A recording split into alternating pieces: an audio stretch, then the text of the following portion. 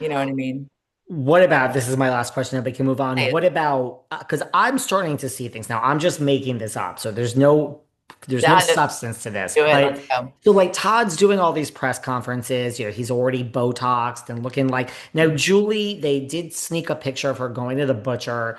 We're used to seeing her with blonde hair. She doesn't have blonde hair because it was the first day out. She hasn't left the home because her son's daughter, which they've adopted, the one with the is in Yeah. recovery, she's like, I don't want to leave the kids. So we haven't heard anything from Julie, which Julie's always been, subpar, like quiet in that media. But like, is there any chance, because you say they're in this together, and I could be wrong. I probably am wrong. Like, you see them in this together, you don't see any like crack of like, listen, they've been married 30 years. So chances are they are in this together. But is there any chance that Julie herself has changed and this marriage might be in trouble?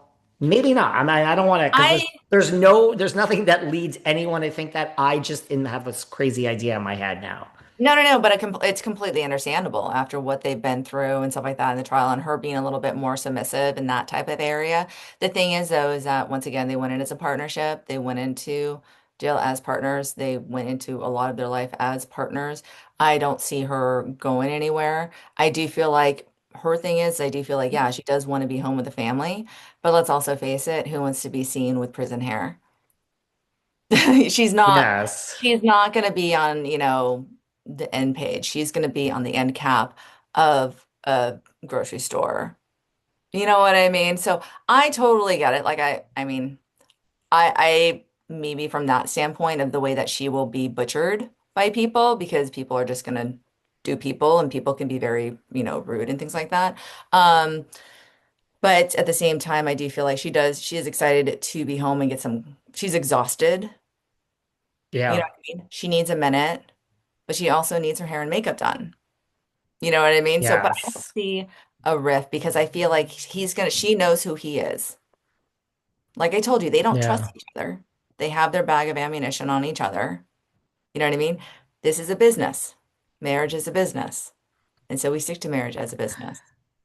And so I don't see divorce because of those reasons. And it makes, um, yeah, I don't know. I just feel like with her, it's just she's got now if I read them separately, he's got the whole plan and the into plan of actions. You know what I mean? She's just in the getaway car. She's like, I'm riding with you through this. Which is where she's always been. So I don't see that this is something that will change because that's just not who she is. It's just part of her like foundational thing.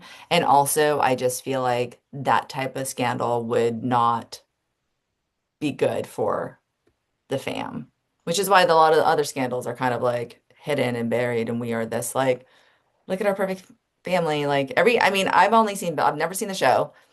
I've never heard either one of them speak, but I've seen the billboards. They seem like this, like, here's what clean counters look like. You know what I mean? Like the non-lived in home, but the non-lived in home. They're You like the Southern Christian There it is. church-going version of the Kardashians. So they can't get divorced.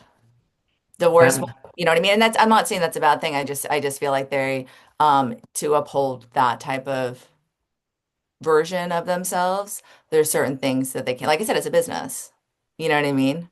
And yeah. yes, Christians do get divorced and they it just happens. You know what I mean? I remember like a line in one movie. It's like, oh, that's what the Protestants do because like, Catholics don't do it. But yeah, but I feel like they, in order to stay on that arc, because Kardashians have their own thing. That was their part of like their Southern charm and the crosses and things. And divorce is just would be a very dramatic thing. It'd be a great take on it, but I feel like they're gonna come out together and still go back to power. Is like, let's get back to power. It's business. That It's that makes transactional. sense. That makes sense. I just saw It like, breaks my heart. this is why I'm not married, because everything else in my life is a business. I don't want a marriage that's a business, but I get it. No judgment to anyone that's married. Oh, no, no, no, no. Marriage isn't always a business. Don't get me wrong. There are businesses that are marriages. There's marriages that are handled like business. And there are people who just literally just like to laugh and joke around. And I like when someone calls a good marriage is a slutty slumber party. You know what It's I mean? And true. I think it's Yeah. fantastic. I feel like those are the greatest ideas of marriage, but marriage is still hard and it's a lot of work because no matter what, we're two individuals. We're not one. We are two different people with two different ideas and very complex emotions. And if we don't know how to adapt to each other, that's where we adapt. That's adaptability to be able to be like, I'm going to release that part of myself so that they can be comfortable because it wasn't serving me either. So yeah, it's compromise.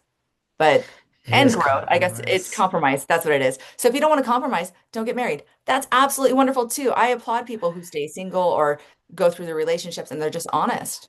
And being honest is like the narrative of everything. Just be honest with who you are. Because if you go into a place fake, you have to be that fake forever. I agree.